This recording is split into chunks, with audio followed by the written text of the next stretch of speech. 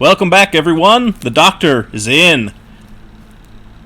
This time I'd like to talk to you again about some of the BattleTech writing that I've been doing for the last 10 years. In this case, we'll be talking about my very first solo project, which was Historical Turning Points GALTOR. Now, this was an interesting product because it was going to be based on the original GALTOR campaign sourcebook that FASA put out in the 1980s. When they put it out, it was as a Battle Force scenario pack, meaning it was for large-scale unit actions of regiment versus regiment, rather than BattleTech scale, which is usually battle mech versus battle mech. So, the developer for the product line contacted me and asked if I would be interested in doing it. And this would be the first of the Historical Turning Points series. So, of course, I was eager to accept. I wanted to show that I could handle an entire project by myself. And this was a great one to try as a tryout because I had that whole source book to base this new product on. It's not like some of the other turning points that are based on battles that have less detailed history for the battle that you're trying to rewrite. One of the things I find interesting about this is that each of the turning points line opens with a fiction piece. And that means that I got to write a little vignette of a story related to the battles that take place in the turning point, which made this the first piece of fiction that I had ever sold.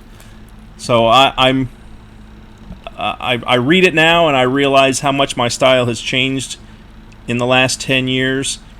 I was going for a bit of a Hunt for Red October vibe in the opening battle of the scenario pack, in which a Draconis Combine submarine is trying to infiltrate past a hunter-killer group of Federated Suns submarines to get to an undersea base so that their covert operators can destroy the base. After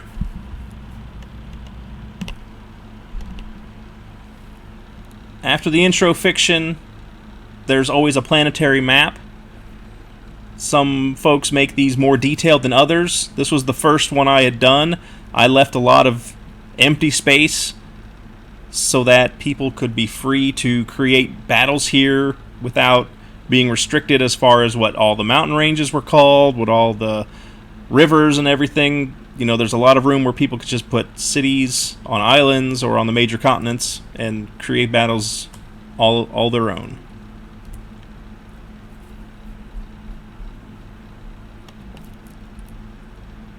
There's always a summary of the planetary history and what the actual battle involved. That's a little bit more separated on more recent turning points than it is for this first effort. We also have a set of map sheets that players can use to represent the specific terrain of the planet for the given battles. You always have a combatant section. This lists all of the regiments that are involved, whether they are house units, militia units, mercenary units, and we also have the RATs, the random assignment tables. This is where the units involved have their specific battle mechs that they can randomly have if you're creating a unit on the spot. If you're bringing a unit that's pre-existed, you can always do that. But if you want to have something that reflects my vision of what these regiments had at the time, you would use the RATs. And what was fun about these is creating these profiles for 3025 era allowed us to give unit special abilities. None of the regiments had those back then because that sort of started with the Field Manual series, which didn't come out until the late 1990s. So those were set in universe in the late 3050s, which means I had 30 years of time to try to say, well, maybe back in the 3025 era they had different special abilities than they would after the clan invasion, after the Fourth Succession War and all that. So this gave me a little bit of room to try to put my own stamp on how these military commands functioned in the past. For the first scenario, this is based on the opening fiction. This is where the infiltrator submarine is trying to get past the defending wolf pack in order to reach the undersea base. And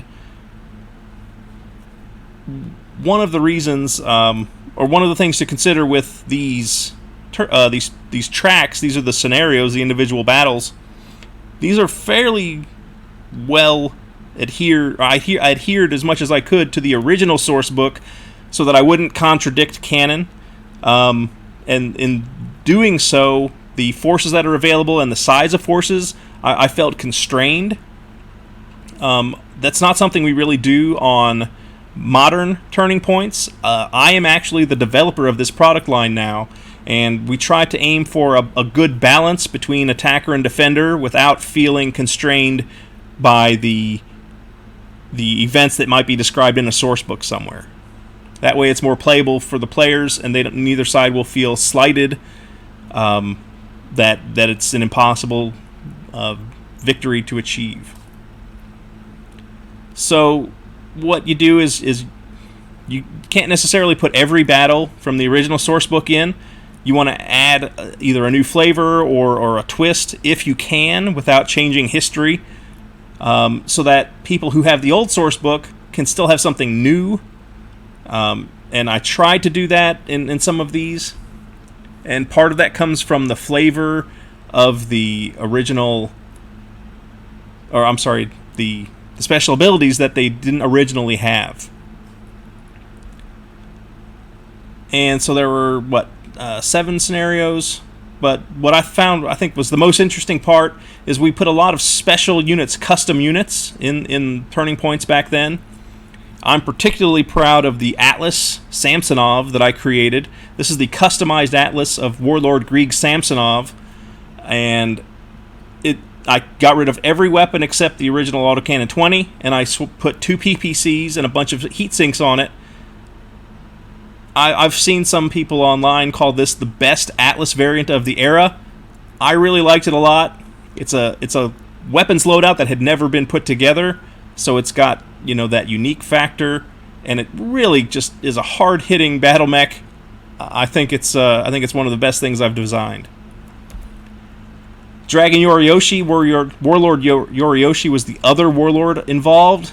In this case, I wanted to put that flamer on the dragon so that it could breathe fire. And I wanted to replace the autocannon with a large laser so that, instead of having an autocannon and a missile launcher, it's only got a different missile launcher so that it's a less ammo-dependent unit. The Marauder Douglas, I got rid of the autocannon for some SRM launchers, and I dropped the PPCs to large lasers, making it a little more heat efficient.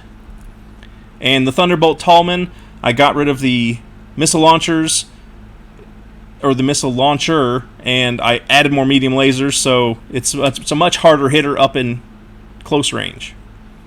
And then I had the submarine, the special submarine variants. Not many people play the submarine. I wish we had, some more